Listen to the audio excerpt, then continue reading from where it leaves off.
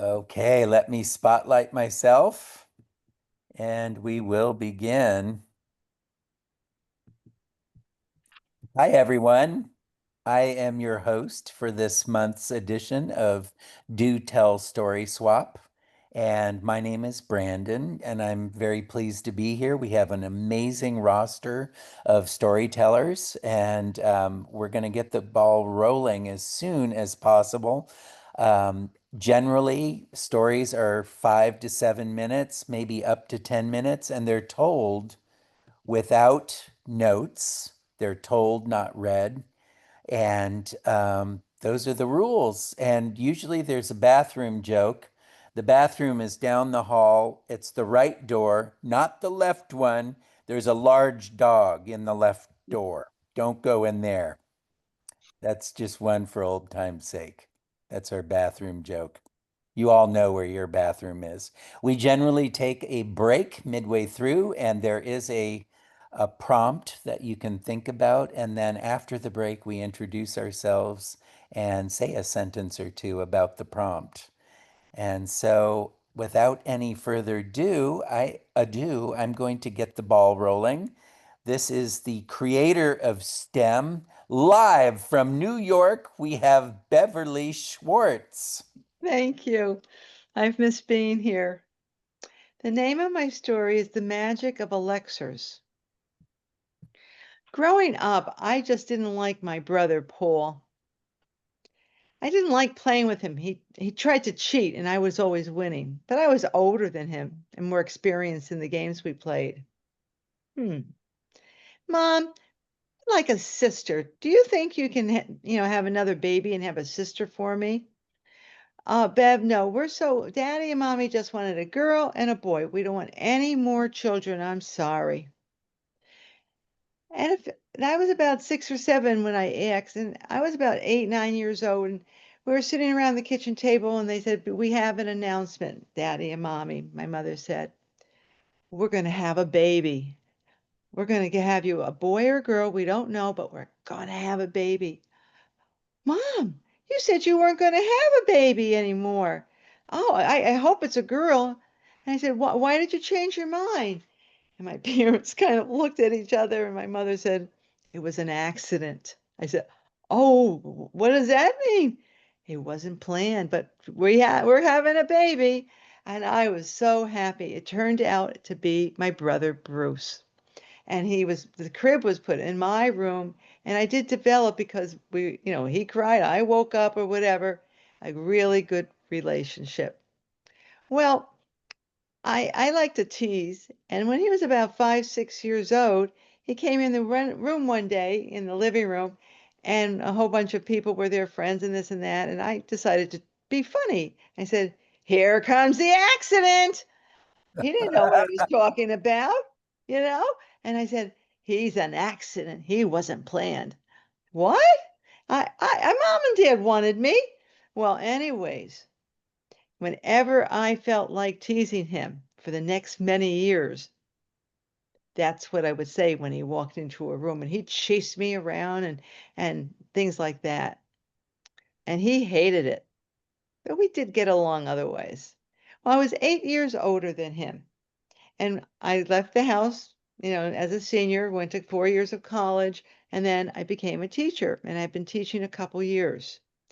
And he graduated and went to Plattsburgh, an upstate New York State SUNY college, State University. And it was 1980, and the Olympics were coming to Lake Placid, which was only like a half an hour north of there.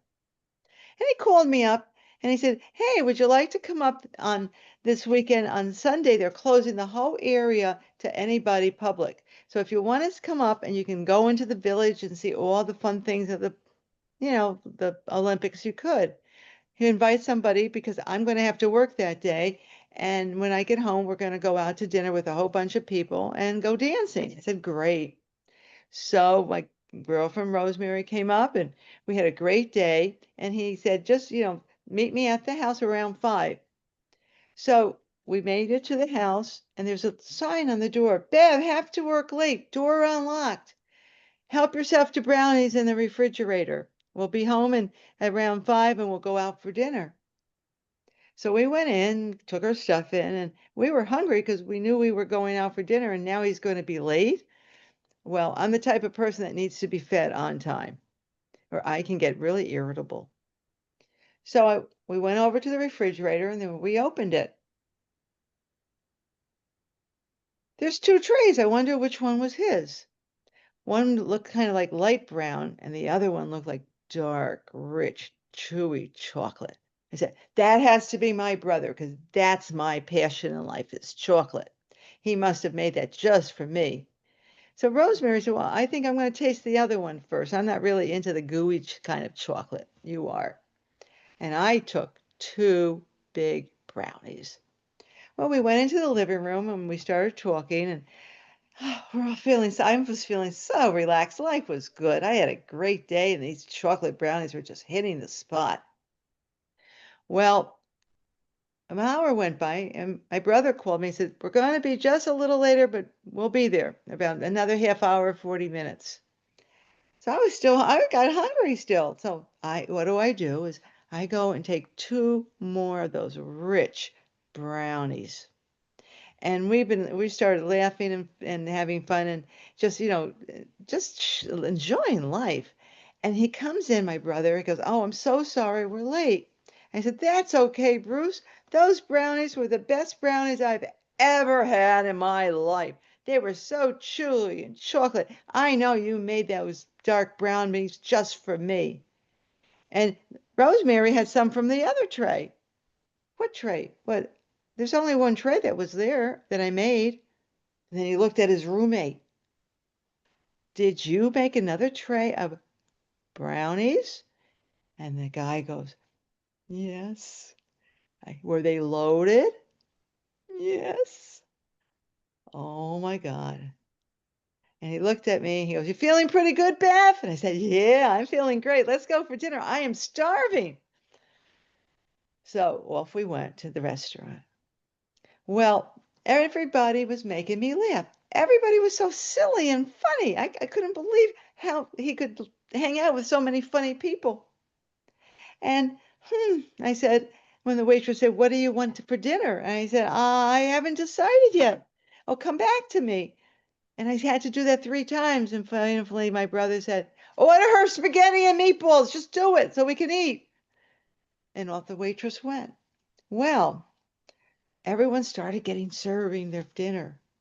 And my meatballs and spaghetti came. And I looked at it. Oh, what thick spaghetti it was, and oh, so much sauce on it. And I picked up with my hands this long string of spaghetti. And this one splashing all the sauce all around me and the people in front of me. I said, and I started laughing. Oh, you should taste this spaghetti. I said, look at, and I held up another. Who wants a piece of spaghetti? It's all filled with sauce. And I flipped it. And then I spread sauce all over the people around me. I said, oh, they're not happy. I mean, oh, he says, Bev, stop it. I go, well, look at it. I have little meatballs too. I can play like marbles. And I took one meatball and I went, psh, and it hit the other meatball and it went flying off my plate onto the girl's, you know, clothes or something. And it had it sitting in front of me. I said, oh, I'm sorry. Would you like some of mine? And then I looked at my brother.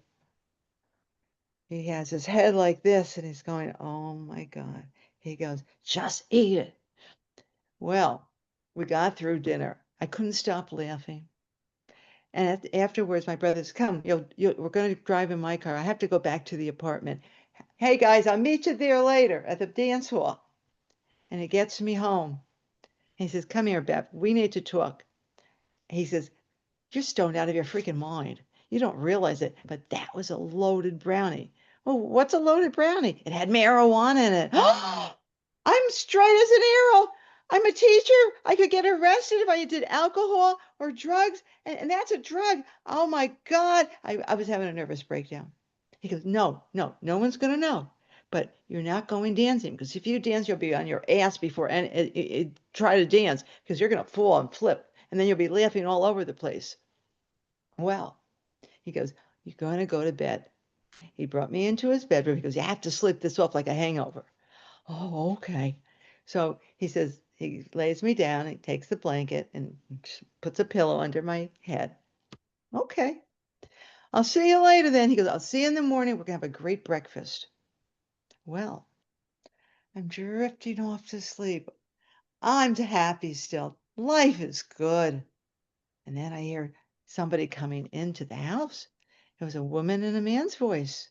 It must have been one of his roommates. And they're laughing. The girl says, "No one's around." He goes, "No one's here tonight. It's just us." And my bed was laying next to a wall. And their bedroom just so happened to be right next to it. And I hear them go in and they start having sex. And I'm saying, "Oh my God, I can hear." I never knew sex could make so many funny noises and sounds and so many sound effects, and they just took forever. But my problem was they were making me laugh. So I took my pillow and I put it over my head. I didn't want them to hear me laughing hysterically at what I was hearing. Finally, it was over. And it was quiet. And then I was able to drift off to sleep. But I woke up, I was smelling bacon. It must have been morning, and I heard all these voices from the kitchen.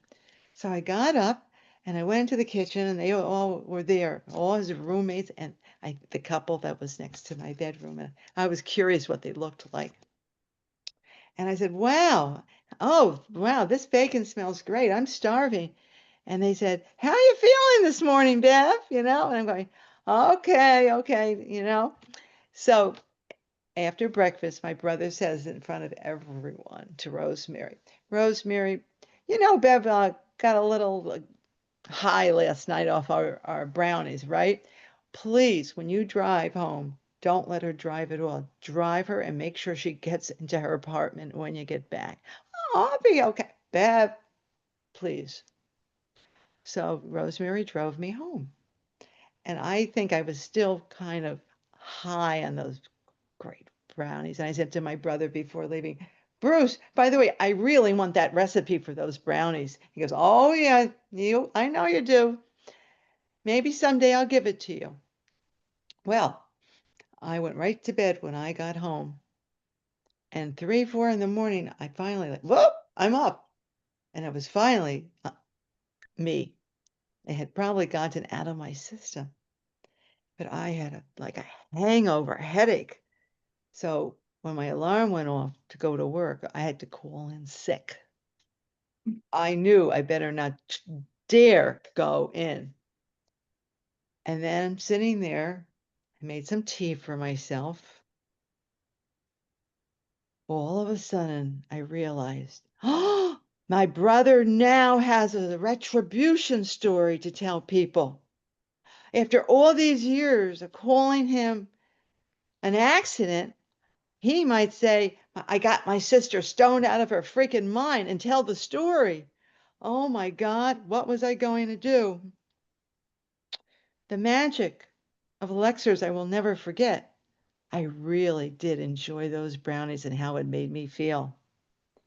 But I'm never going to forget the magic of the elixirs. Thank you. Sex, drugs, and bacon. That was wonderful. It's a true story. Yeah. Yeah. And Oh my gosh. I I, knew when there were 2 trays of brownies, something was off. and I never called him again an accident. I didn't want him to tell the story. Yeah. Oh, Bev, thank you for kicking off our evening. That was a wonderful story. Thank you.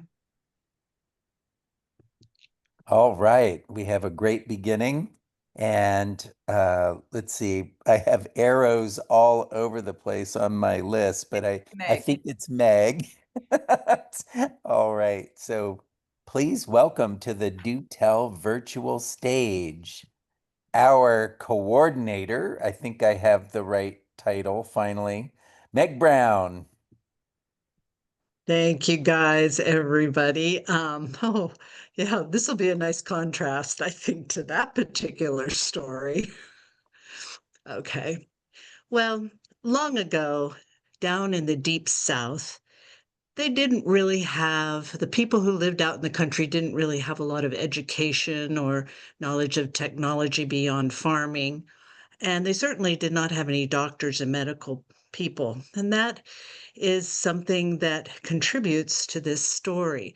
Because, the other thing about the Deep South is a lot of strange things happen there. And there are a lot of stories about strange things happening. And this is one of them.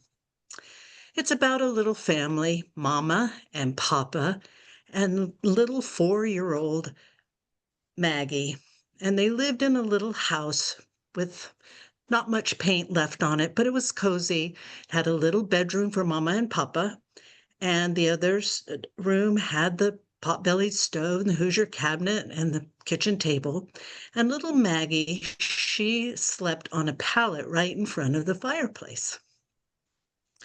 Well, one morning she woke up and she couldn't smell the cornbread baking in the oven and the bacon sizzling in the pan. No, Mother had not gotten up to make breakfast. Why hadn't Mamma got up and started making her breakfast? She always had to have her breakfast right away, and she was very hungry. Well, she started to listen and she could hear something rumbling around in the bedroom, and then she heard her papa say in a very anguished voice, "Oh, Sally, no. No, Sally, no. No." And then he burst out of the room and he said, "Now, Maggie, you stay right here. I'll be back in just a little while." And he dashed out of the house. Well, Maggie was hungry, and so she went to the Hoosier cabinet and she got herself some cornbread from last night and some butter from the icebox, and she had herself a fairly decent breakfast. And pretty soon, sure enough, here comes Papa back. And he's with the healer man who brings potions and other kinds of things to help the people when they weren't feeling well. And they didn't say anything to Maggie. They just went straight into the bedroom. And she could hear them talking and talking very fast and then talking very slow. And then she could hear a sound like her father was crying and sobbing. And she was thinking, what is going on? Well, pretty soon the two men came out of the bedroom and they headed outside and they took some planks of wood and they began to build a box. Maggie went out to look and she said, "Wow, that's a strange box. It's so narrow and long. Well, when they were done building the box, they went back into the bedroom and they brought her mother out in her nightgown. And she wasn't moving at all, but they carried her out and they put her in the box. And Maggie said, "Why are they putting Mother in the box? They shouldn't be doing that. Mama doesn't want to be in a box." But they did. And then they nailed some more planks on top of the box, and that they went and they loaded the box into the wagon. Well, by this time, a lot of the people from the countryside, their neighbors, had gathered around and they were just very somber and they looked sad. And they started off with the box in the wagon. Maggie decided she needed to get up by the box and a bidding her do that. And so she was riding along in the wagon with the box, and she saw that there was a little hole in the top of the box where a branch had been. And she put her finger down into that hole, and she could feel the warm, smooth, soft cheek of her mother. Well, they got to their destination, which was the cemetery. Oh, no, Maggie was beginning to wonder what was going on. And she saw that there was a hole dug out in the cemetery. And the men went and they got the box with her mother in it, and they took it and they put it in the hole. Well, everyone was standing around saying sad words and singing sad songs, and Maggie just thought, this isn't what's supposed to be happening. I don't understand why they want to put mother in a grave like this. But they did, and then they shoveled the dirt over the box. They all went back, all of the people went back to the house, and they visited with each other, and they said sad words, and some of them even cried. Some of them had brought food, so they ate the food. And then after a while, all the neighbors went home, and it was just Maggie and her father. And so they went, it was beginning to get dark, and they went and they sat in the chair by the window and looked out. Now they could see the cemetery from their house, it was not that very far away. And so as they looked out the window, Maggie saw the big harvest moon rising up over the horizon, and it was just lighting up the whole world. Papa was sitting with his head in his hands, ever so often moaning and saying, "Oh, Sally, oh, Sally." And so, with Maggie looking out the window, suddenly she thought, what is that at the entrance of the graveyard? It's a white thing. It's like a white figure. And she didn't say anything, but she kept watching it, and it started to walk towards their house. Well, as it walked, the white the figure in white walked towards the house, she could also see there was something dark in just down the front of that white dress. And she thought, what is that? Well, as the figure got closer and closer to the house, she realized that it was red. Oh my goodness, it had to be blood. And that the figure was holding her hands up against her chest very tightly. And then as she got closer and closer, she said, well, that's my mother. That's Mama. What's going on? She shook her Papa and she said, Papa, look out here. It's Mama. Mama's coming. And her Papa looked out and he said, oh, no, no, Sally. No, go back. Go back. Don't come here and haunt us. Go back. Well, the figure kept coming closer and closer until it was up on the step, knocking on the door. Oh, no, Sally, go away, go back. We don't want you to haunt us. But Maggie said, Papa, that's Mama. Let her in. And finally, she just was so fussy that he went and he opened the door, and in came Mama. She said, John, John, I have to tell you something has happened. And John said, oh, yes, certainly has happened. Tell me about it. And he got her a chair and she sat down and she said, well, I don't know how it happened, but this morning I woke up, but I couldn't open my eyes. I couldn't hardly breathe and I couldn't move a muscle.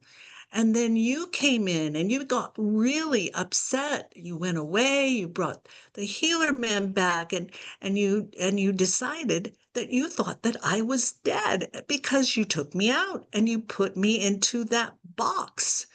And then you took me to the cemetery and put me in a hole in a grave, the dirt over the grave. And John said, oh, yes. Papa said, oh, yes, yes, we did all do all that. But what happened? And so she said, well, I felt little Maggie's finger while we were going to the cemetery. I could feel it, and it gave me hope that somehow wasn't going to happen the way it was going on.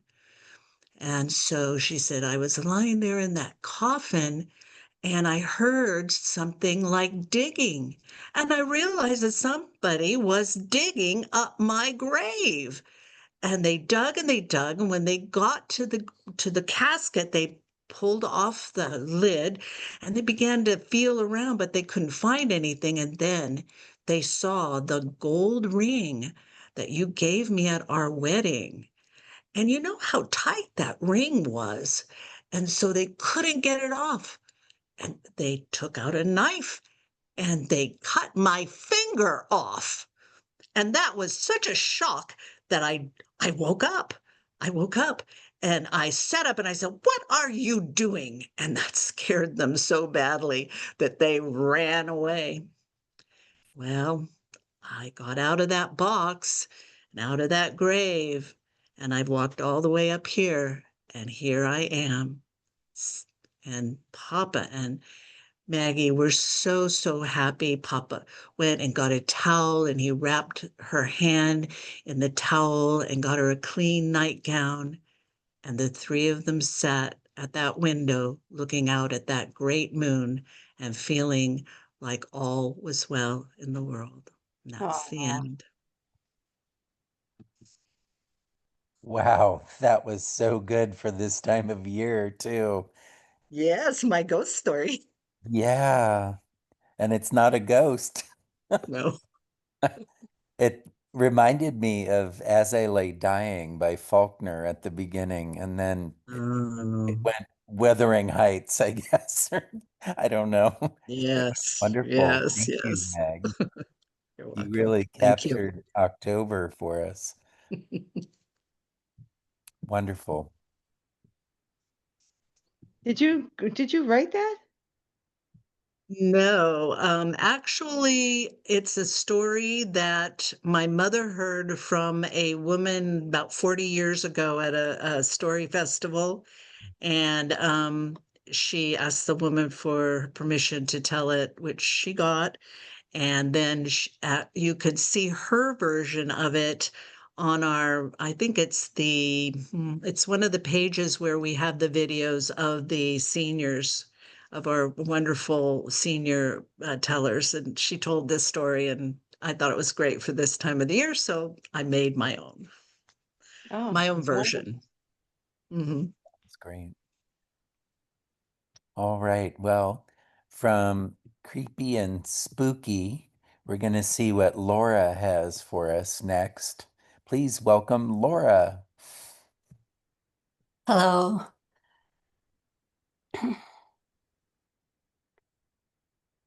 What I remember about that night was driving up this bumpy dirt road that was so devoid of light that I felt like I had entered some alternative universe at the last turn. But I knew this was not possible because I had followed my roommate Maggie's uh, Oh, actually, it's Betsy. I picked up Maggie from the last story right now. My roommate Betsy's instructions really well. And this was back in the days before we had internet, cell phones, GPS. So directions that people gave you were really important. And she was so good at writing out directions. Even I, who made a wrong choice whenever I had to make a snap decision while driving, even I could follow her directions and end up in the right place in a reasonable amount of time. So I could have avoided being on this road and stayed on 101 and spent the night someplace near there because I was going from San Francisco to Grants Pass, Oregon, and I've never been an early riser, so I would need to spend the night somewhere on the way. And I was talking with Betsy about this, kind of grumbling about it, and she said, well, why don't you spend the night at my sister's place? It turns out her sister had just bought some land in Mendocino County with a group of friends, and she and her boyfriend were making a house. They were building a house. And I said, well, that's probably not such a good idea. I mean, it's not habitable yet, right? And she said, oh, no, no, they've got the outside all done. There just aren't any interior walls yet, but that's no big deal. So she called up her sister, and her sister said, oh, she'd love to have me. I could come and stay as long as I wanted. So there I was, chugging up this dark dirt road in this old gas guzzling behemoth Chrysler car. And I'm going along, and I see a sign that says the Country Song Community. And that's what her sister had named their compound. And the arrow pointed to the right. So I turned right. And this huge fog descended, really thick fog. So now I was not only in the dark, I was dealing with some fog. I could hardly see. The headlights were not very good at all, for lighting the road. So I'm like leaning forward, trying to make my way, afraid I'm going to like go over and down a hill or something. And then I sort of see something up ahead, can't quite make out what it is. And I slow down because I think, well, it could be something scary. I don't know. And so I'm like just putting along. And then, oh, I make out that it's a figure there. And the closer I got, I realized it's a teenager. It's a young girl. And she's waving this red sweater above her head. And so when I reach her, I pull over and I lean over and roll down the passenger side window and I ask her, "Can I help you?" And she said, "Yes, I crashed my bike just down the road and I'm so tired now of walking. Could you give me a ride home?" And I said, "Sure, I'm heading up to Country Song. Have you heard of it?" She just gave me a blank look and opened the door and came in and sat down, clutching her sweater. And so we proceeded up the road and not talking at all, but making progress. And then I see this dilapidated little house up ahead. And I remember that Betsy had mentioned that, so I knew I was still on the right road. And then the girl said, "Oh, that's it. That's my home." And so when I got there, I stopped and she got out and she starts running toward her home. And then I hear this sound. It sounds like an owl right outside my window, like almost right in my ear. So I look around trying to make out what made that sound. And I can't see and I give up. And then I look back and the girl's gone. And then on the seat, there's her red sweater. And I decide I'm going to give her that sweater and make sure that she made it home okay. So I dashed up to the front door and I knock and and I wait there.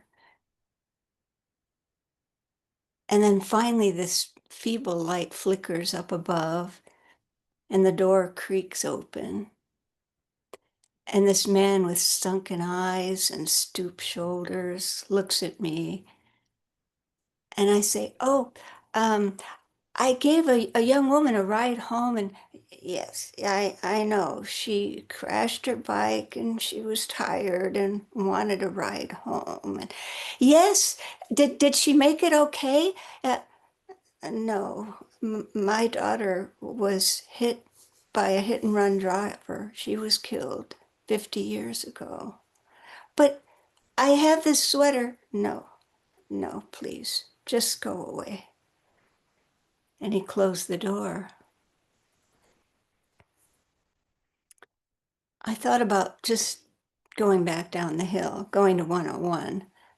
I didn't know what to think about that. I was very upset, but the thought of going back down that dark dirt road was scarier than anything else. So I kept going because Sally had said that Country Song was really just up the road from that house.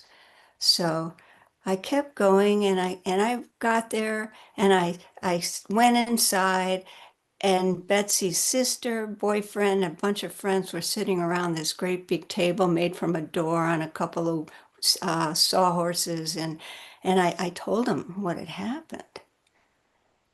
And then Betsy's sister took me over to this trunk at the foot of her bed. And she opened it.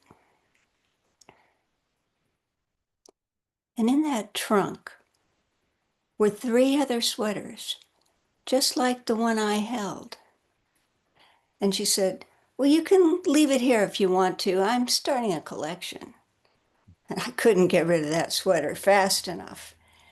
And then I tried to enter the conversation. After that, they were sipping sangria, laughing, telling jokes, but my head was pounding, my stomach was churning. So pretty soon I was snuggled into a sleeping bag that Betsy's sister had laid out for me in a corner. Now, of course, I didn't sleep all night. And for the first time in my life, I got up really early the next morning and I got ready for the road. I wrote a quick thank you note and I got out of there and back down to 101 as fast as I could. No, I never went back to country song. I lost touch with Betsy ages ago. But every now and then I wonder about that chest, that trunk, and how many sweaters are in there now. Wow. My God. It's I don't did reality end and fiction begin at all in there? That is really creepy. Oh, well, you keep that secret. You have that prerogative. Hmm. You had a great voice for that story too. Oh, good, thanks. Really, really appropriate and long pauses. That was wonderful. Thank you so much, Laura. We are really feeling the Halloween vibes tonight. Yeah. Wonderful. So we are now, and I'm reading through, if I'm not mistaken, we are at Vicky. Is that correct, Yes, Katie? that's correct. Wonderful. And so let's find, there's Vicky. Please welcome to the Do Tell virtual stage, Vicky Ness. And I'm leaving.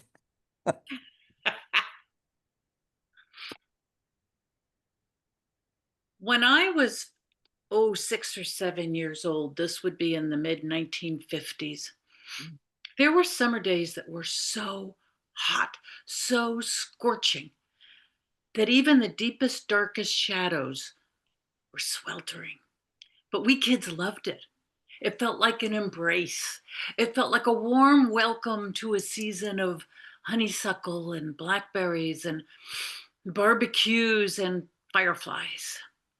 Best of all, we had our little cotton bathing suits and we had a sprinkler out back, that mechanical thing that threw up a Busby Berkeley dance of sparkling diamond water drops this way and that and this way and that. And we would run through that thing and laugh and then we'd run through and scream and laugh. We'd do this endlessly, until we were drenched. I remember my hair being totally drenched, water drops on my eyelashes, and my little cotton bathing suit pretty much a sandbag around my neck, held up by one scrawny little strap digging into my sunburned neck. But I loved it. It was such fun. And then, of course, we'd hear the ice cream truck. And if it was my turn to go get the money, I would grab a towel and run into the planet that adults lived in the summer on very hot days. Why, they lived in the living room with the doors shut to keep in the cool air. And in those days, they had an air conditioner in the 50s that looked like the butt of an elephant poking into the window, grinding away, spewing out cold, damp, mildewy air. My mother would have closed the green curtains against the summer heat, but the summer light would find its way through and tinge the whole room in a watery green. Looking back at it now, it was as if they were living in a claustrophobic terrarium of some sort. And of course, I would be begging my mother, he's going to leave. We're not going to get any ice cream. And she would get up and go to her purse and open up those crocodile jaws of the purse. Whack! And she would dig around, and I can still smell the leather and lipstick smell as she pawed around past her wallet and the handkerchief and a compact, dimes or maybe quarters. Oh, whoa! And out I'd go again, whap, welcomed again in the warmth and the heat and the life of summer. I remember in fall watching the sun setting and the sky a burnished peachy apricot, an orangey lava flow that made all the trees black against the color, and the shadows a sort of grainy gray lavender, and the houses all dark with a light turning on here and a light here and another one there, and the cold rising up from the ground and seeping in past the fibers of my sweater. But I didn't mind being chilly because I heard it.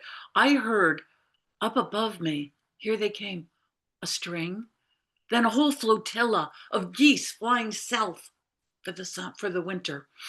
Oh my goodness, the whole sky seemed full of them against the orange. They were just flying, and I could hear them calling each other down on the ground.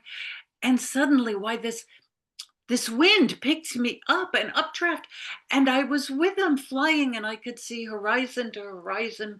And when I looked down, why, everything was stolid and dark and rooted and heavy as cast iron, but I was free. And I remember my father bought an organ. He was determined to learn to play the organ after work, so he bought an organ. It wasn't it wasn't even the size of a stand-up piano, but it did the job. It had paper fingers that stuck out over the keys so you could see which key to push according to the teaching book there. And he taught himself how to play the organ after work until he got rid of the paper fingers and he got rid of the teaching book and he could read scores of music or a hymnal. And his favorite song, I still remember watching his fingers dancing like rippled water over the keys, not even looking, his eyes closed, singing "How Great Thou Art" from the bottom of his soul and swaying. But that damn organ at night, when everybody was in bed and they were up to covers up to their chins and it was cold and damp, that organ made noises, okay? And so in the middle of the night, when nobody else was awake but me, I heard it.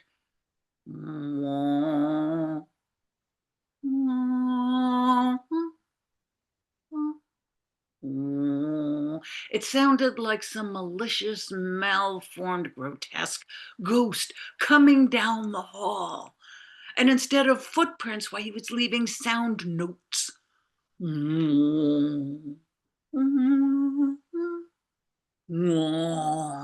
Coming closer and closer. I could hear him coming down the hall, and I would stare at the door that was closed, and I'd see the glint on the doorknob and wait and hope it wouldn't turn. And it never did, because if it had and I had seen him, I would have died. He was that scary. I remember Christmas, my brother and I stringing popcorn on a long, long, long thread with a needle. Eat some popcorn, string some popcorn, eat some popcorn, string some popcorn, until we had enough strings of popcorn to go around the Christmas tree. And then we'd bring out the decorations, a box of globes of glass, opaque globes of glass. That they were thinner than eggshells, but the colors were jewel bright, and you could pick one up, like the blue one, and you could see the whole living room in blue. The couch is blue, the window is blue, the rug is blue, everything is blue, and you could go in there and live in a blue living room. Or candy apple red, there's the dog. Candy apple red, there's me, I'm red, everything is red. It was like holding dreams in your hand, and the whole tree was filled with these dreams that you could hold and walk into. Magical. And finally, I remember Christmas Eve hearing something, and I stood up on the bed so that I could reach the windowsill of the wide, squat window and look out into the night. And I could see light from my parents' bedroom, and there was a beam of light, and I could see snowflakes falling, but it wasn't like snow globe float. It was, 1, 2, 3, 4, 5. But they were just drifting and swirling, coming out of the dark and pirouetting around like bored dancers in a ballroom with no music. Off. Down. That wasn't what I was looking at. What I was looking at was up in the sky. I saw Santa Claus. He had a little tiny red sleigh and he had little reindeer. And I heard his jingle bells. And he turned and he smiled at me and he waved to me. I saw Santa Claus and I heard those bells. I did. And then he disappeared into the dark. Now, I never told anybody about these experiences because even at a very young age, I understood about the commerce of conversation and how the currency of a story will get grayer and grubbier as it gets passed around. Oh, did you hear what Vicky said? Oh, that's not what happened. You're a liar. This is what really happened. Until hand to hand, that story would get so gray and so grubby and so fragile that it would just disintegrate. And the worst thing wasn't that maybe I'd forget it. The worst thing was that it would cease to have existed at all. And I didn't want that. And so I hid some of those things. And to this day, I still have them. I wear them under my clothes where nobody can see them, but they're close to my heart. And so when I turn my face to them, I can still see the sparkle and feel the magic and bask in the warmth.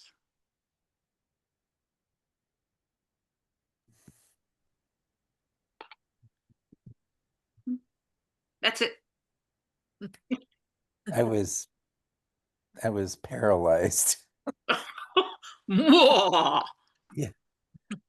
I'm glad Vel is making these notes and capturing Oh, many of the beautiful phrasings in that story. One that really caught me too was instead of footprints, it had sound notes. And then, yeah, the currency of stories becoming grayer. That was really, really powerful. mm, I'm going to be thinking about that for a while. mm. Thank you so much, Vicky. You really show how a teller can be immersed in their story. You're there and you bring us there too. It's Oh, really beautiful what you do. I'm so glad. Thank you, because I never tell personal stories. It's the only one I've ever told, and I'm Ah, trying it out. So thank you. yeah, that's right. That was the first Mm, first person story I've heard you tell. mm. Huh. And you invent these magical characters. But it was real. I could see that monster coming down the, oh, yeah. Yep. Wow. So, Katie, should we take our break now? We're exactly halfway through the roster, or should we have one more story? I think we should take a break. Okay, Don't you? We that's a can good digest digest. Yeah. these beautiful stories.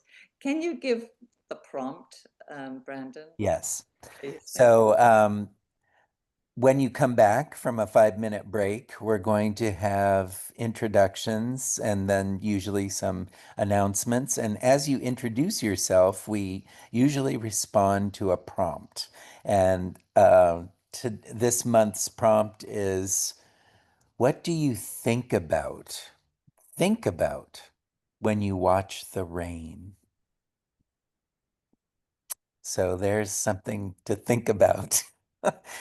And I do always recommend, if you want to be social, put your view, which is that box in the upper right-hand corner, on gallery. Some of you probably already have it that way, but then you can see everybody all at once, and those that want to chat will leave their cameras on, and we can have a little bit of chatting before we come back and formally introduce ourselves. All right. Remember where the bathroom is? Mm-hmm. I'm gonna have to get going. I'm sorry. It's 11 Well, o'clock we're here. glad you were here. Thank you. Yeah, I know it's late in New York. I'll take a nap the next time so I can stay later. I have to get up early and go to the doctor. So, Nice to have you back, Bev. yeah, thank you. I've really missed storytelling, but when I hear some like all your good, great stories, you're one of my favorite groups. So I'm so happy that you let me come back. Thank you. I appreciate it. I kind of feel like we should have recorded that conversation because that was really interesting. Welcome back. And now is the time when we introduce ourselves to one another. And the prompt was, what do you think about when you watch the rain? We have had in the past, what do you do when it's raining? And of course, lots of books and tea and warm, cozy sofas. But now it's, what do you think about when you watch the rain? And for me, my name is Brandon. I'm here in Santa Rosa. I'm a high school teacher and the proud host this month of the Do Tell Story Swap. And when I look at the rain, I remember the years I lived in Sumatra when it rained so hard. In the dry season, it rained every day at 2 in the afternoon for 1 hour. And then in the wet season, it rained every day at 2, uh, but for 3 hours. And it would rain so hard, it looked like it was raining upwards somehow. Um, and I just remember how lonely and young I was. And then to be, surrounded by family and my beloved students nowadays, it adds a whole layer of perspective. So I'm going to pass the torch to Katie Mangan. Hi, my name is Katie Mangan. I live in Santa Rosa. And what I think about when I look at the rain, I think about being out in the rain. Hmm. And that always leads me to remember how cold you can be. And I think when I was growing up, I did a lot of horse riding. And so you would get very cold and very wet. And I can remember just sort of stroking the neck of the horse, which was wet. But then you can, burrow your fingers under the fur, and it's always warm and dry. And the good thing is, you're going to eventually get warm and dry again. Mm. That was beautiful. Thank you, Katie. You're welcome. And next up, we have Rose. When I stand at the window and I look out at the street in front of my house and I see the raindrops dancing in the street, they hit the thing and they just dance. It's just so beautiful. And I think about and remember how grateful I am for a safe shelter overhead. Here in Livermore, California, which is where I live, there was one winter when sometimes it would rain in our family room and sometimes it wouldn't, and we traced that leak and we chased that leak and we poured tar on the roof and we tried to figure out what in the world and why did it rain sometimes in the house and sometimes it didn't, and it took us months just finally sorted out that the difference was that the garage roof was at a slant, and if the wind was right, it would blow the rain onto that and it would funnel down into this hole on the roof. And so we finally resolved the problem, but we had to get a professional in to get it resolved. But I look at the rain and I'm grateful for a roof over my head. That rain is outside and I'm inside. Thank you, Rose. And I should remind everyone, our next person is the founder of this group. Hello, I'm Kenneth Foster, currently in Ephraim, Utah, and it's getting a little chilly here. And we've had a lot of rain the last few weeks. And when I sit on my porch and watch the rain, I think about renewal um, because it's moving into fall. We did not have very much rain in the spring and no rain during our summer this year. And I just think everything's getting renewed. And the air is fresher. Uh, Everything seems fresher and new. I love how it smells after the rain. And it's like renewal. That's what I'm thinking about. Anyway, That's beautiful. Thank you, Kenneth. yeah. And Chester, who's closer to Kenneth than we are. Yeah, Yes. I'm Chester Weems. I here in Oklahoma City. I'd like to tell you briefly about my day, which will end with rain. We have farms out in northwest Oklahoma, and I went out there today. It's been a very long and busy day, and I wound up ending going to my wife's farm because sometimes in the evening you can see deer that come up from the river, and we have a farm is in an upper terrace, and then there's a floodplain. And so I was sitting looking for deer. It was a little early, and then I happened to notice over to the corner 6 feral hogs. Oh, And I don't know if you're familiar with feral hogs or not, wild hogs, but they are very destructive. But it's the first ones I'd seen their damage in the past, but I'd never seen them live before. And so I worked my way in a vehicle closer and closer and closer. And I'm a photographer, and so I probably shot 100 pictures of them. And then they finally saw me and ran off. But when I see the rain at my house, I think, why is it raining here? Why isn't it raining out there on the farm where the wheat needs it? So anyway, thank you for this opportunity. This is a wonderful group. I'm really happy to participate with this group. It's I find it refreshing, even though it's been a very long day. It's 10 o'clock here in Oklahoma right now, but hey, I appreciate your group. Thank you very much. well, Chester, we're sure glad to have you.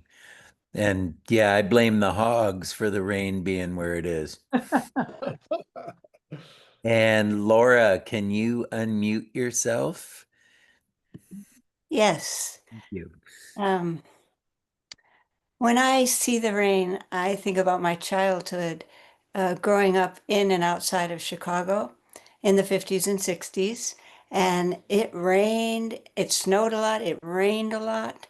And my sisters and I, when there was enough rain, we would just love to go out, get on our boots, get on our raincoats, get on some sort of rain hat, and splash, splash, splash in the puddles. It was so much fun. And then when my daughter was growing up in San Francisco, whenever it would rain, she and I would get on our boots and our slickers and our hats, and we would go out and splash in the puddles. And my husband would ask, like, what are you doing that for?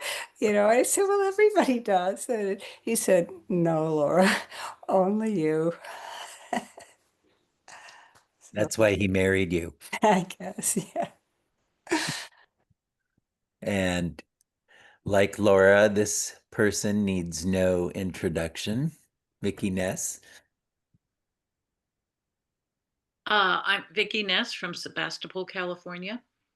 And the first thing I think about is sandbags because we live on a hill, but that's a little prosaic. So, what I think about when I'm holding my cup of tea and looking out on the rain is the peace and the gentleness and the just fullness of it.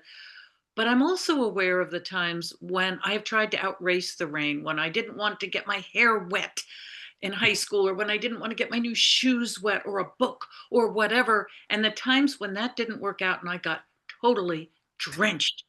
And after I got over my rage and my pissy fit and my cursing, I would just stand there and be drenched.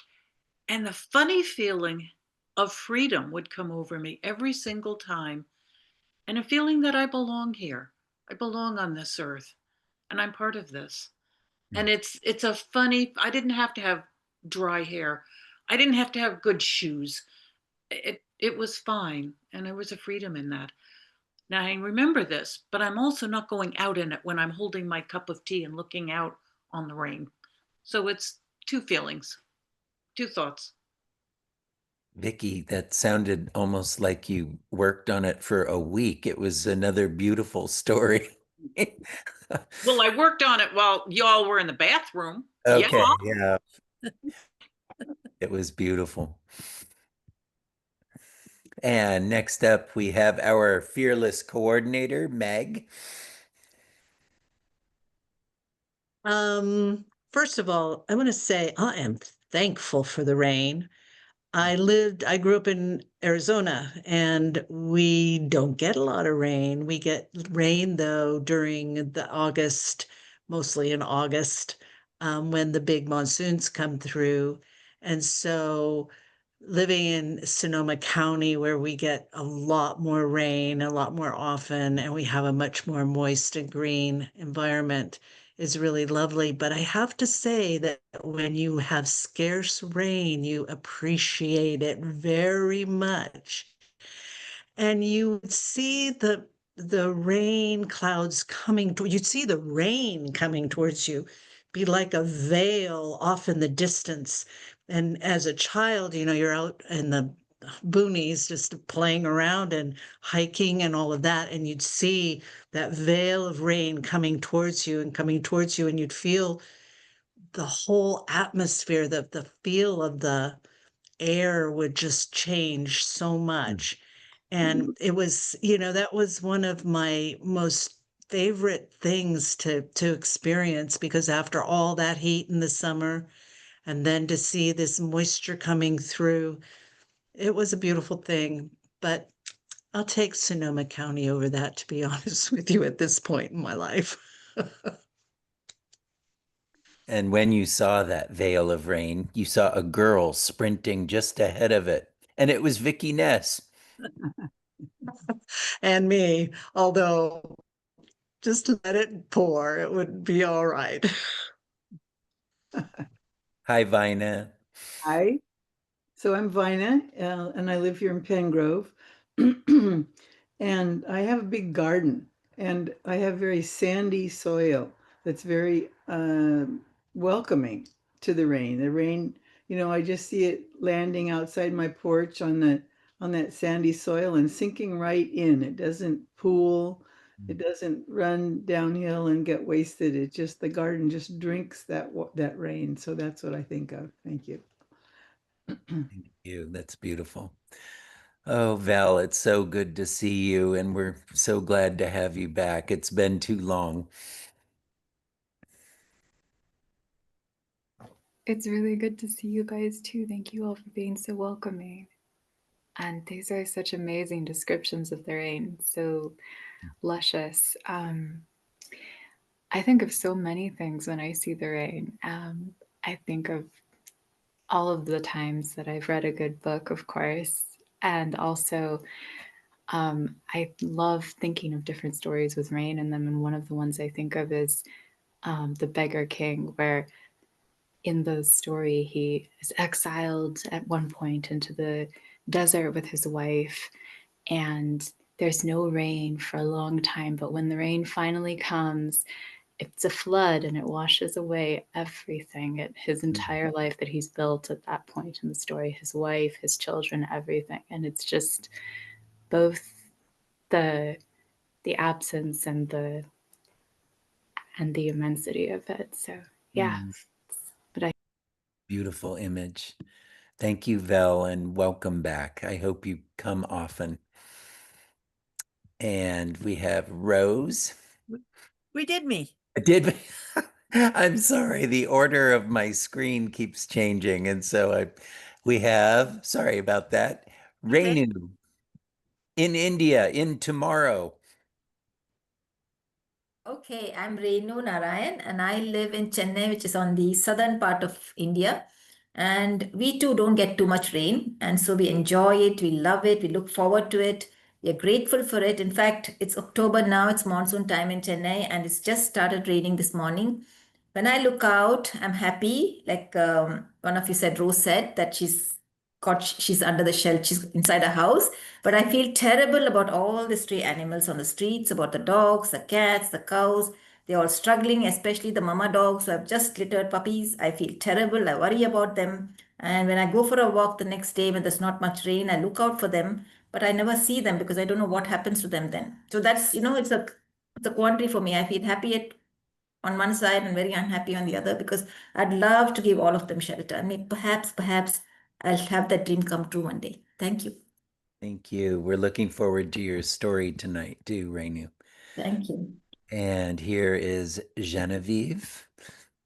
Hi. Rainy season is my favorite, always has been. I've always loved the rain. I've mentioned in the past I was born in Guadalajara, and the song Guadalajara, Guadalajara, hueles a pura tierra mojada. You smell like nothing but wet earth. But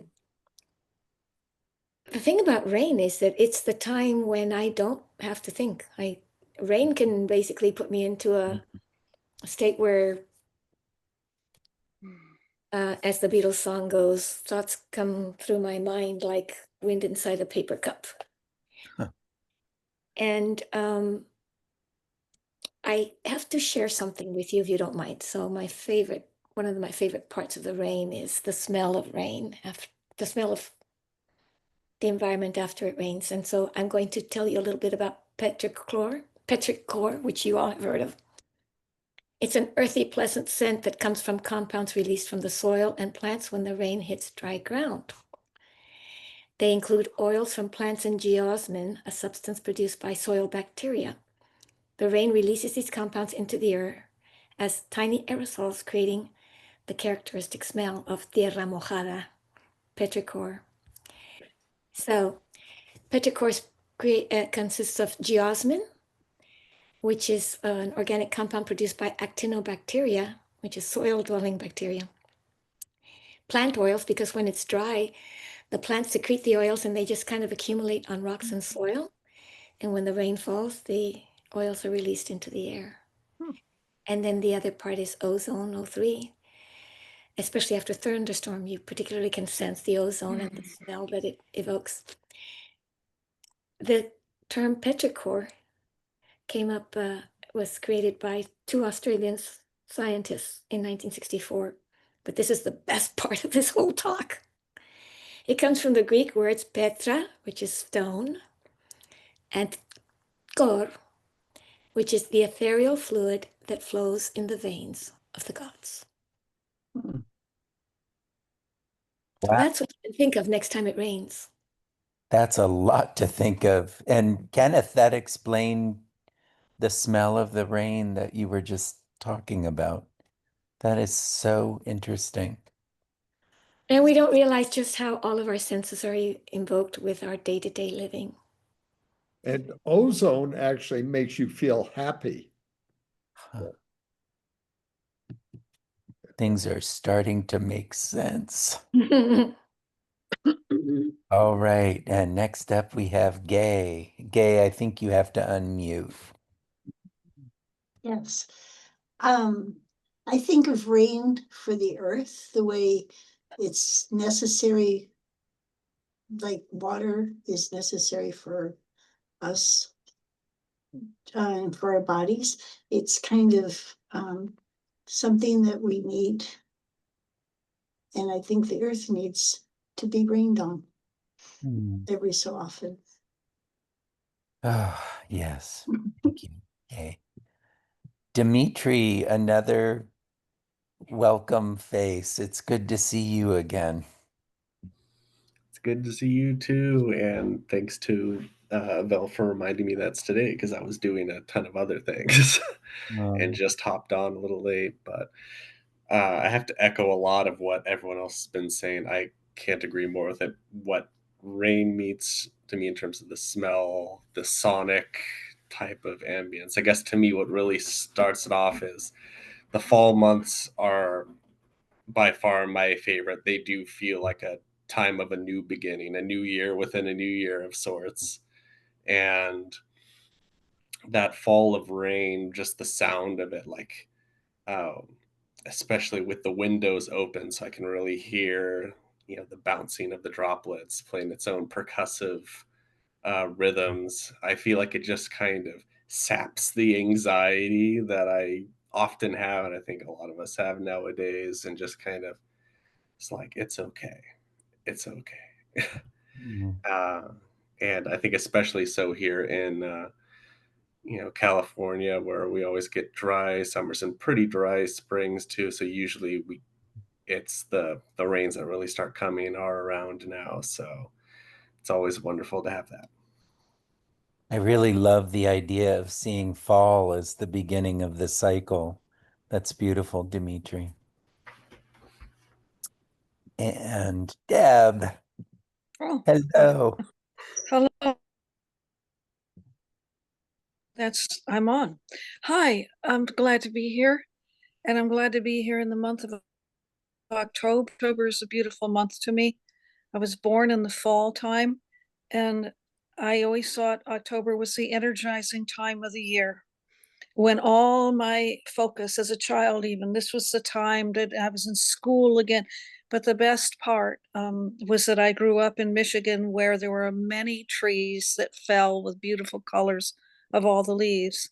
And today I'm in California many years, and I remember I feel like I'm home when it rains. For some reason, when it gets cold, I've been feeling like I'm home again because it's colder. The temperature's trying to tease into the 40s or 50s, and it's fresh. It's invigorating, and it's healing. As far as rain coming down the other day, I'm sitting in my house, and I also make myself go out in the rain, and I make myself go out to a local park or some place, walk down a street, even my own, walk down the neighborhood or walk around the house in the backyard, and just smell everything. Like Genevieve was mentioning, the smell of the earth. And my thank you for the information. I didn't know some of these things you were saying about it all. I just know that I loved it. It helps I always thought the rain helped the leaves to decay. It helps the compost and it helps everything in the earth. The plants I had not gotten around to watering are now all happy and standing up straight again. The collard greens that I was waiting for all summer are now on the ball and moving. They're happy now. So, and the rain had that power. I thought, oh, it's going to have to rain all day long to do it. And it did not need that much. It was about 3 hours. We had a good pour the other day, just a pretty good rain yesterday. So it is so healing, but it also reminded me I needed to take a shower. I hadn't had a shower for a while. I said, gee, rain is so relaxing. But and I have a home here, a mobile home with a non-fancy roof. It's aluminum, I believe, on the top of us, and we can hear the rain hitting the roof. And I love that part of it. I love that simplicity of being able to hear the little pitter pats on the roof. Um, and it reminds me that nature is there for me and us, is there for us when the season is getting darker, when it's getting colder, or when there's things to worry about, and there are things to worry about in this world, and the unknowns and life in general. I realize there's always that nature. That rain is coming down, and if I get out of this soft place of worry where I can sit and worry, and I get up and I step outside and walk, I am in touch with something that helps my faith return to me. It helps well, I sometimes believe there's a higher power that we come to through natural ways, to be out in the nature. And I realized that being frightened, I was starting to feel the worries. It's like fears. I feel this time of the year is a time of year when, as beautiful and invigorating as it is, it also a time when one can start getting a little insecure about the cold and the long winter, and all these feelings of worry can sort of make you kind of addictive. Staying up too late, getting into the the TV or the iPad or whatever too long. So I just remember nature, get off those iPads, get out and smell that air, smell that fresh air. And I wish I could tell a Halloween or some kind of story. I have a few stories. I wish Halloween didn't, stories weren't just once a year, because I don't, I just have a few that I wished I worked on more. But anyway, Thank you, Deb. it's not, yeah, it's a time to increase our faith. And then when fear knocks on the door and faith answers, there's nobody there. So, Mhm. what am I saying? Thank you. Yep. Vicky or Katie, have I hit everybody? Yes, you have. Okay, thank you. And Thank so you. now is the time when I usually hand things over to Meg, who may or may not have some announcements. I don't know.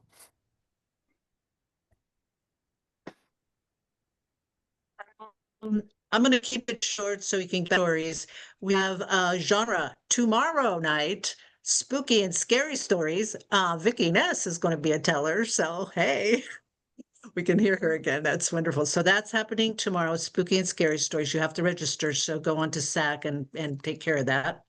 And then I want to remind everybody here, we're doing Telebration next month on the second Tuesday. It's November 11th. And we have 5 wonderful storytellers and a great host.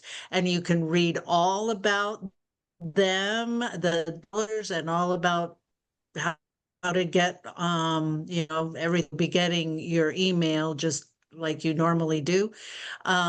But it's going to be a really wonderful evening. Invite your friends, tell everybody you know. This is the storytelling event of the year, and we hope to see you all there. Thanks, Meg. All right, Rose, are you ready? Yes. Very good. Please welcome to the Do Tell virtual stage, Rose Owens. Tonight I will share a folk tale from Afghanistan called The Wooden Sword. There was once a kingdom, and in this kingdom there was a king, and he had a gold crown with jewels on it, and he had silk clothes, and he had a long velvet robe trimmed with ermine. Now, this king ate on gold dinnerware, and he worried, was there enough money in the treasury? Was his armies going to conquer and protect his people? Could he trust his advisors? Were they telling him the truth? They would tell him that all was well in his kingdom, but was that actually so? Were his people happy? And he decided that the only way that he could know was to go see for himself. So he summoned his seamstresses and said, bring me the roughest clothes, the roughest fabric that you can find. And he had them make him a set of clothes. And he had them make a cape with a hood. And then he sent everyone away. And he put on his rugged clothes. And he put on his cape. And he rubbed his face with ash. And when he went out the door and out the gate, even his guards did not recognize him. And he spent the day walking throughout the kingdom, listening and seeing. Were his people happy? Was all well in his kingdom? It was dusk when he passed by a poor house. And as he looked through the window, he could see a man who was sitting down at a table with a single loaf of bread and the biggest smile on his face. This king thought, what does this man have to be so happy about? So he knocked on the door. And the man opened the door and he said, I'm a poor baker, man, and I've been all day without anything to eat. May I have a bit of something to eat? And the man said, come in, sit down. What I have is not much, but I'm happy to share. And the man said a blessing.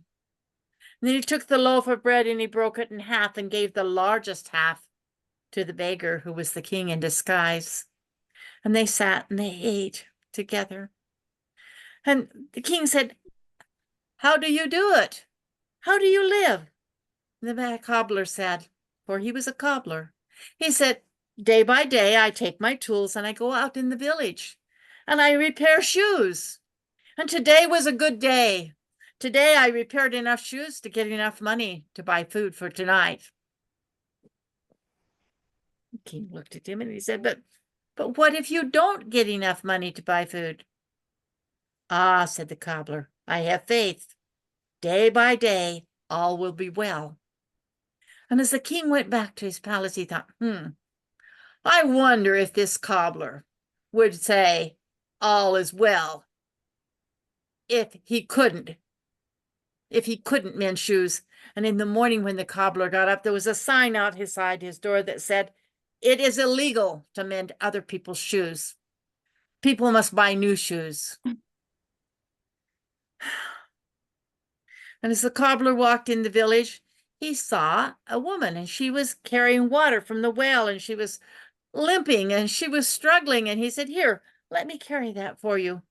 And when he carried it to her home, she gave him a small coin. And all day long, he carried water for people, and they gave him money, and he had enough money to buy food. And he was sitting at his table with his loaf of bread and a bottle of wine when the king in disguise came by and looked into the window and saw the man there, and he knocked at the door, and the man said, "Oh, come in, come share my food." And the king said, "But surely you didn't mend shoes because it's illegal." The man said, "Oh, no." He says, "I found a new profession. I have been carrying water for people, and they paid me, and I made more money today than I did yesterday." And the king said, "But what if you couldn't get money from carrying water? What would you do then?" And the cobbler said, "I do not worry. I have faith. Day by day, all will be well." And as the king laughed, he thought, this man is so naive. This man, if he could not carry water, what would he do? And in the morning, when the cobbler got up, there was a sign that said, "It is illegal to carry water for other people." And he looked about, and he saw a woodcutter carrying a bundle of wood into the marketplace. And he said, "Could you use some help?" The man said, "Yes." And so all day long, the cobbler became a woodcutter, and he cut wood, and he received his pay. And he went to the market, and he bought bread, he bought wine, he bought cheese, and he was sitting at his table when the Italian came by and looked in the window and saw him smiling. And the man looked out the window and he said, come in. I have food to share." And they sat there and they ate. And the king said, "And how did you get the money for this food?" "I became a woodcutter, and I've earned a lot of money today selling wood." And the king said, "But just suppose that you could not earn money cutting wood. What would you do?" And the cobbler said, "I have faith. Day by day, all will be well." And the king thought, "I will test this man's faith. I will test his beliefs." And in the morning, when the cobbler went out to cut wood, the king's guards came and they said, "All woodcutters are now guards." So they took him to the palace, and they gave him a uniform, and they gave him a sword. And all day he walked back and forth guarding the gate to the king's palace. And at the end of the day, he went to the captain and he said, "May I have my pay?" And the captain said, "No, soldiers are paid once a month. Come back at the end of the month." As the cobbler walked by and walked home and wondered what he was going to do, he walked past a pawn shop and he had an idea. And he went in and he pawned this sword. And he went home and he went to the market and he bought food. He bought milk. No, he bought bread. He bought wine. He bought cheese. He bought fruit. And he laid it all out on the table. But before he started to eat, he took a piece of wood and he began to carve a wooden sword. And he was carving that sword when the king came to his door, dressed in his rags. He said, come in. And the king said, "And how did you get your food this day?" "Ah," he said, "I was made a soldier." And the king said, yes, I know. Soldiers get paid once a month. How did you get the food?" He said, "Well," he said, "I pawned the sword." And he said, "And I am carving a wooden sword so that my scabbard is not empty. And by the end of the month, I will have enough money to buy my sword back. And in the meantime, I will have a sword in my sheath." And the king thought, this man, every day he tells me I have faith. Day by day, all will be well. He says, I will test him. And in the morning, when the cobbler, who was now a soldier, was guarding the gate. The soldiers came dragging a man, and they said, "This man is a thief. He has stolen a melon." And the man said, my family was hungry. I just took one melon for my family." And the captain of the guard said, "The king has commanded that you should immediately cut off this man's head." And the cobbler began to think, if they find out that my sword is turned to wood, it will be my head that will be cut off. And if I refuse to draw my sword, my head still may be cut off, or maybe I'll be thrown into dungeon. And then he stopped, and he raised his head high, and he lifted his hands to the sky, and he said, "Oh, thou in the heavens, if this man be guilty, give me the strength to follow the king's will. And if this man is innocent, may my sword be turned to wood." And he raised his sword high, and the people gasped.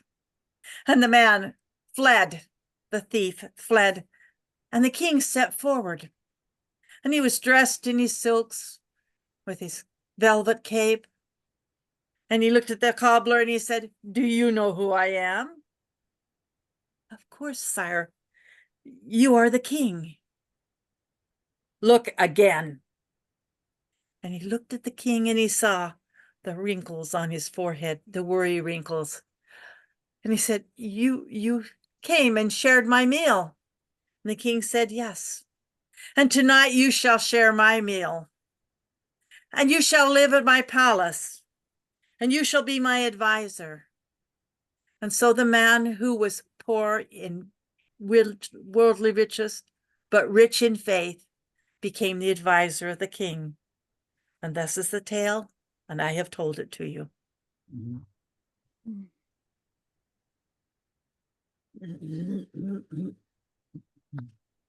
I love how Good.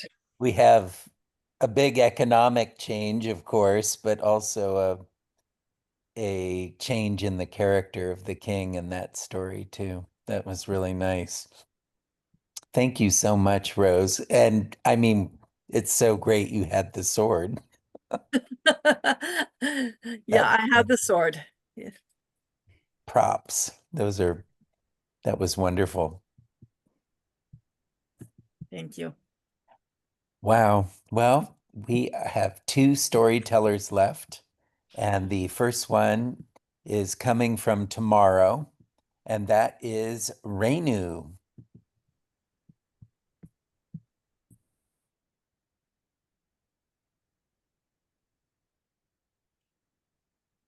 Good evening, everyone. Good morning too, because it's morning here in India. Yes, we are a whole day, whole 24 hours ahead of you. I think, no, 12 hours ahead of you. So my story is also about a king. And like Rose said, that story is one of my favorite stories, and I do have a wooden sword.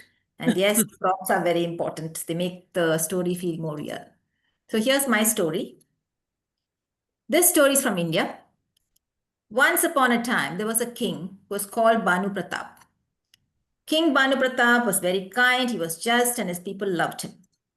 Every day when he was looking after the affairs of the kingdom, he was always had a smile on his face. And no matter how big the problem was, he always solved it. But one thing the people were really, really puzzled about was that he wore this huge turban on his head. And he never ever changed it. He was a stickler for how he looked and he wore the best of clothes, but that turban never changed. Even in the height of summer, he still continued to wear it. Now, nobody knew that the king had a terrible, terrible secret. It was so terrible that he was completely and utterly ashamed of it. Nobody knew the secret because, after all, he was the king and he could keep a secret really well. There was one more thing that puzzled the people. Every time, every month, when the king had a haircut, the barber who gave him the haircut would disappear. He would no longer be seen in the kingdom. And people wondered what had happened to the barber. But the barber's family would do extremely well for themselves. Now, when the Barbers realized that every time a barber went to the king's palace and disappeared, some of them went away back to their villages where the king couldn't find them. But there was one young barber called Babban who was very, very curious to know why were the barbers disappearing like this. He was really curious and he was waiting for the king to call him. And one day, when there were no more barbers left in the kingdom, a guard came from the palace and said, "Are you Babban? Are you a Hajam?" Hajam meant barber. And he said, "Yes, yes, I am Babban Hajam. Yes. The king wants you at the palace. He needs a haircut." And so, filled with curiosity but a little bit scared, he went to the palace. And he was shown into a dark, gloomy chamber. He walked in and found that all the windows were covered with curtains. He went across to try and move the curtain apart, but the king said, "Don't do that." But the light is not enough, Maharaj. "Doesn't matter. You work with what you have." The king was sitting on his chair, straight and waiting. The turban was still on his head. "Undo my turban," he said. And so Hajam started removing it. A turban is normally worn by winding lots of cloth around the head. And as Babban started removing it, it came away, yard after yard after yard. And Babban was very surprised. Why was there so much cloth? He continued to pull at it till finally the turban was off and he was shocked. The king had two horns on his head, small but quite visible. Babban didn't know what to say, but he knew that he couldn't utter a word. So, taking a deep breath, relaxing himself, he picked up his scissors as though nothing untoward had happened and started cutting the king's hair, which had grown quite long.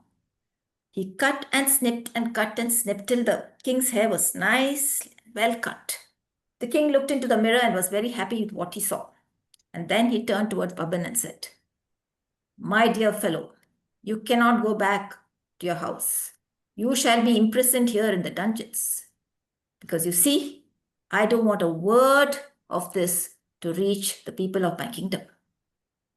Babban said, "Please, please, Maharaj, I am young and you can believe, you can trust me. I will not disclose your secret to anybody. And you see, I don't have a family. I stay all by myself. And normally, one would want to share with the family. But I don't have anybody, no friends, nothing. Please let me live. Please, please, don't put me in the dungeon. Let me go home, please. And I shall come every month. You no longer have to search for another barber. You see, there are no more barbers left in the kingdom. What will you do if I am gone?" So the king said, "Doesn't matter. I'll let you off. I trust you, but remember, not a word. If you do, my spies are everywhere. Your head will be gone."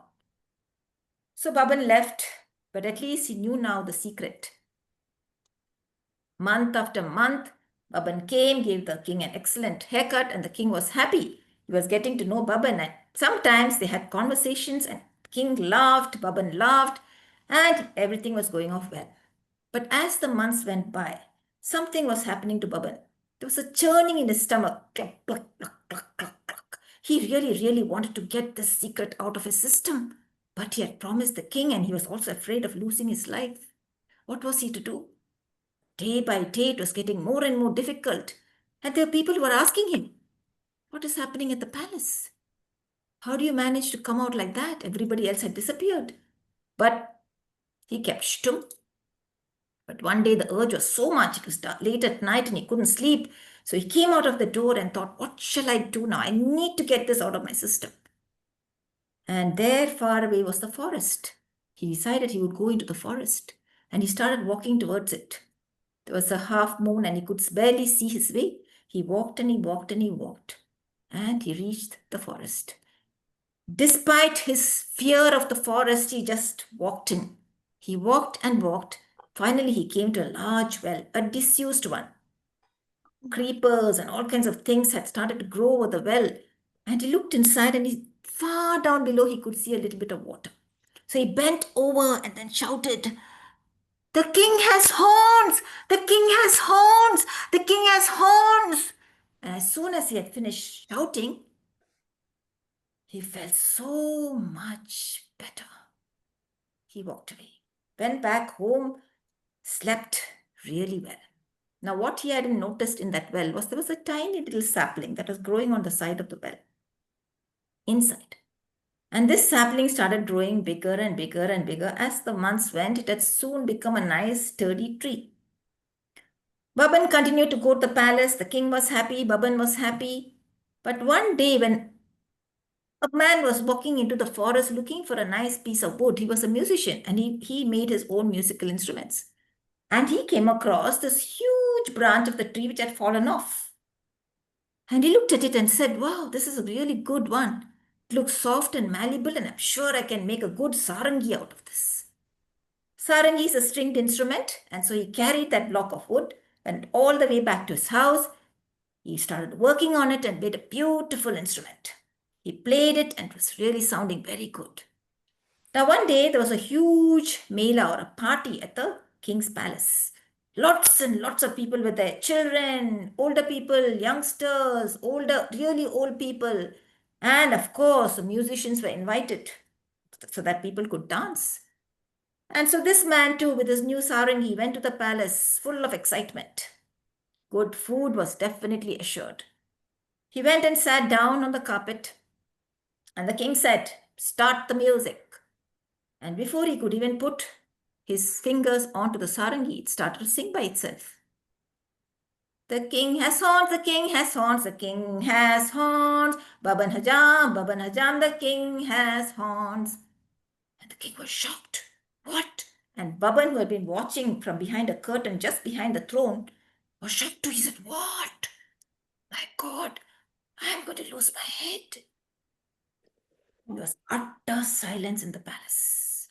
Not a word, not a whimper from even the smallest of babies. It was so silent that people could actually hear themselves think. And then suddenly, one little girl pointed at the king and started laughing. The king felt even worse. But suddenly he saw the humor in the situation and he started laughing too.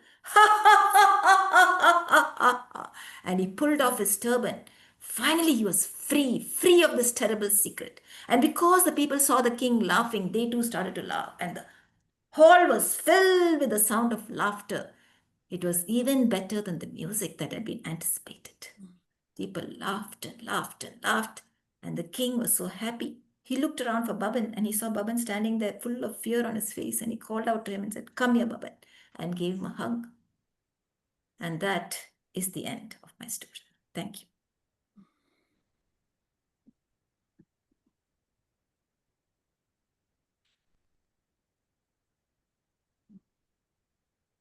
Wow, what great tension that story had through it, beginning with the giant turban and the secret, and then his churning stomach, and then oh my goodness, that was fantastic, Renu. Thank you. Wow, we have one story left, and this is going to be the one that takes us into our dreams, and it is so fitting that it is told by our Katie Mangan. Ooh. Thank you. Eleanor was a wise woman. She used plants and herbs, and she was very well respected in her community.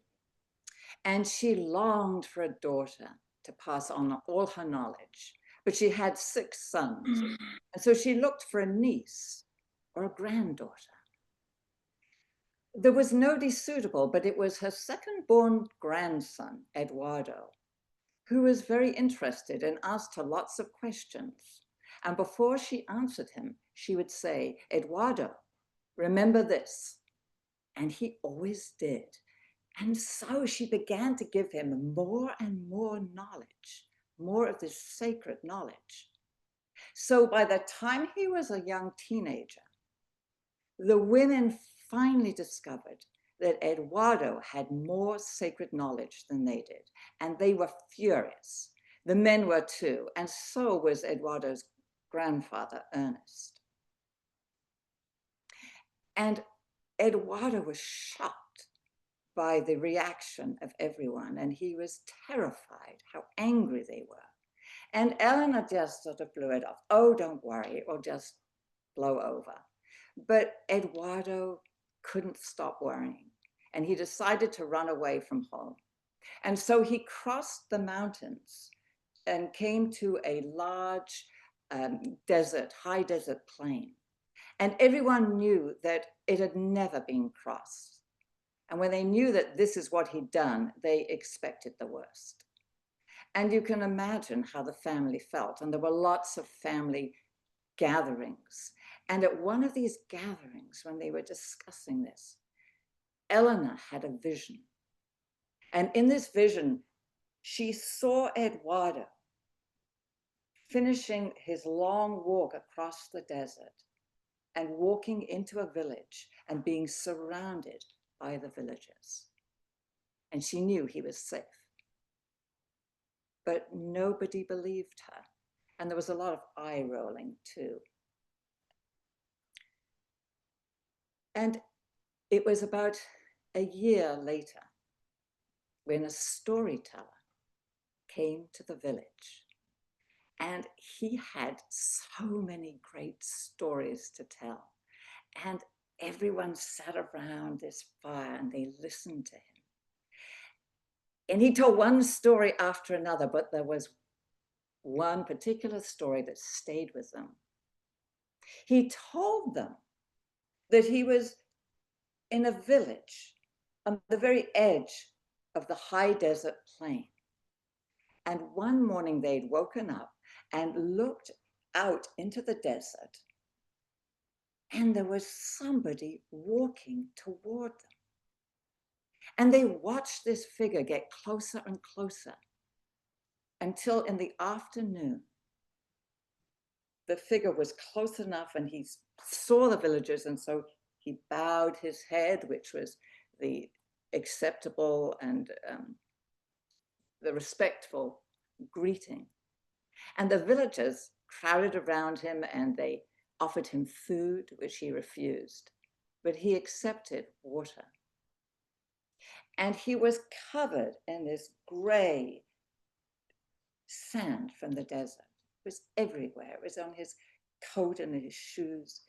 And they were fascinated because he took off his hat and he began to unwind this long scarf that he had around his face, part of his face and his neck, to protect him from the wind and the sun and from the sand.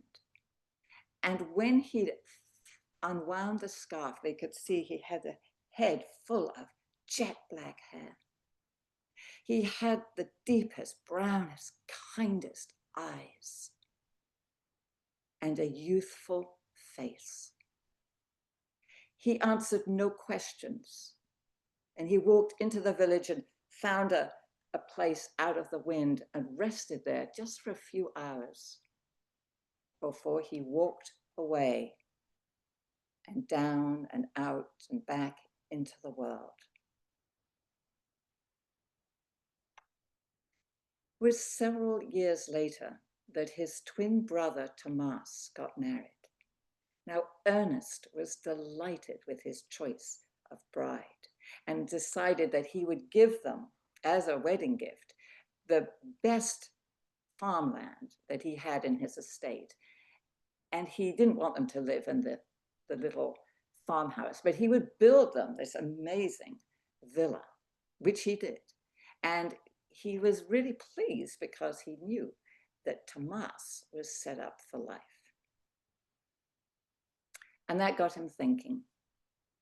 And Ernest and Eleanor had been divorced for many years. And she was surprised that he sent her one day this very urgent note that she must come and see him immediately. And when she arrived, he was so pleased to see her. Oh, Eleanor, I'm so pleased you've come. You see, I'm dying. Oh, Ernest, you're not dying. You just have a very bad cold. Oh, no, my dear, No, no, I'm dying, and I must rewrite my will. Oh, Ernest, not again. How many times? 11? 12? Oh, I think, my dear, this is lucky 13. Yes, yes. You see, I've been thinking about our grandson, Eduardo. Do you ever think about him? Ernest, I think about him every day. Well, of course you do. Yes, yes. Well, what if he comes home? And he has a wife, maybe children. Where would he live? I have decided I must leave the family house to him. Yes. So I must rewrite my will and destroy all the others. And Eleanor found this both sweet and sad. Sweet for Eduardo, but sad because Ernest had spent his life telling people and promising them the same thing. Oh, I shall remember you in my will. And she knew that when Ernest died and the will was read, there would be so much anger and so much disappointment. And it would be directed at Ernest, but also at Eduardo. And finally, after 10 long years, Eduardo decided it was time to come home. And so he walked to this forest, which was known as the Deep Woods. It was never ending. It was very mysterious and very magical. And he arrived there in the springtime as the leaves, that bright, vivid green, so young and tender, they were just springing out from the branches. And in the glades, there was grass growing up, bright green grass, and the wildflowers and the herbs just smelling so sweet, and the animals waking up from their hibernation. And he walked through this forest until it was July. And it was a very hot morning. And he could see through the trees the outline of his beloved mountains.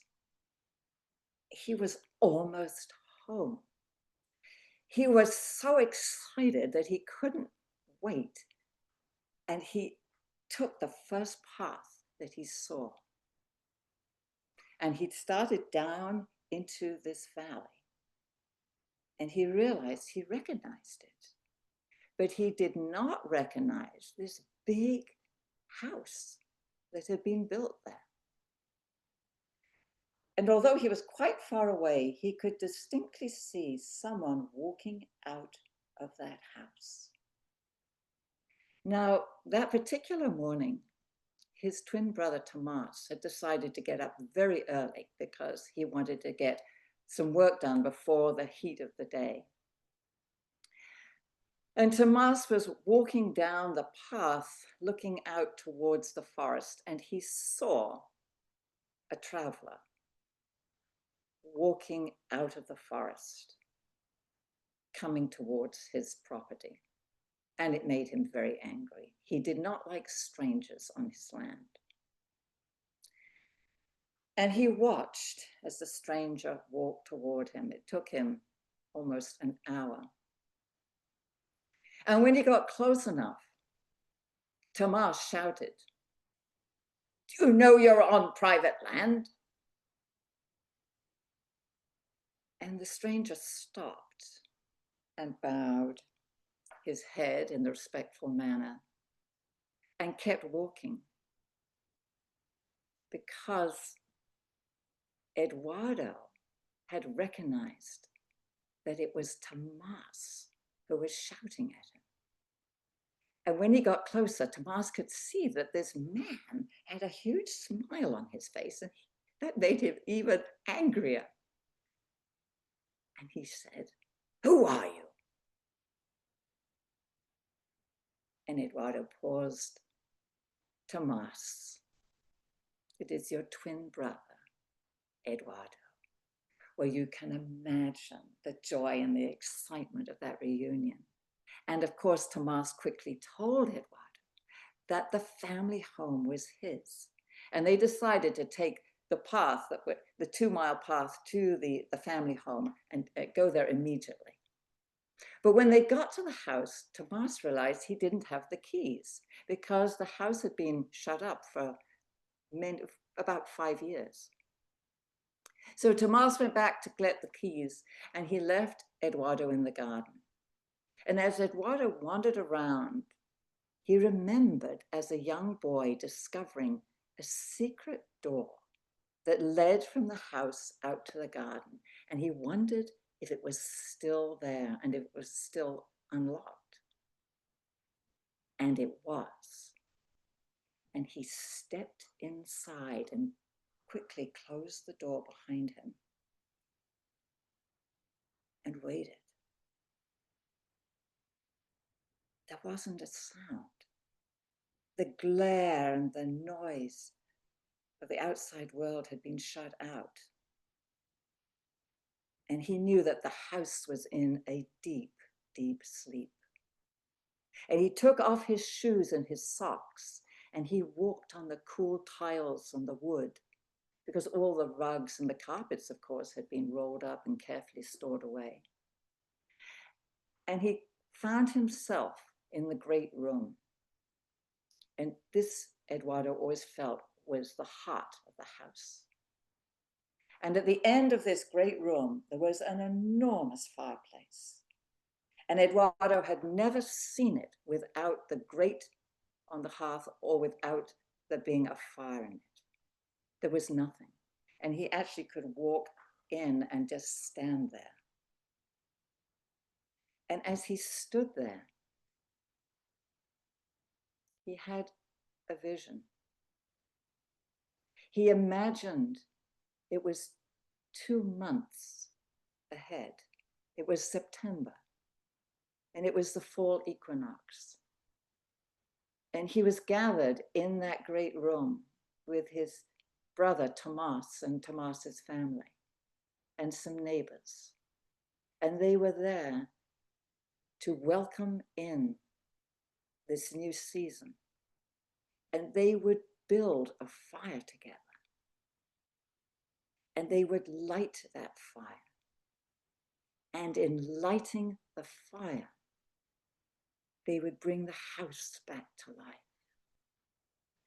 And as that vision faded, Eduardo walked out from the fireplace and opened the shutters and opened the doors that led out to the garden.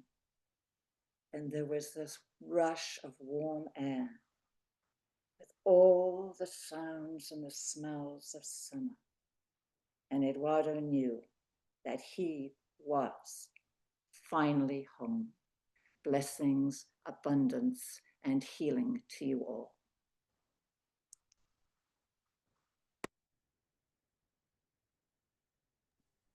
Wow. Healing is right. That story was beautifully told, Katie. Thank you. Such wonderful transitions. I know Val made some notes in the side, and you just moved us from landscape to landscape. Thank you so much. You're so welcome. Thank So you. let's call up our storytellers.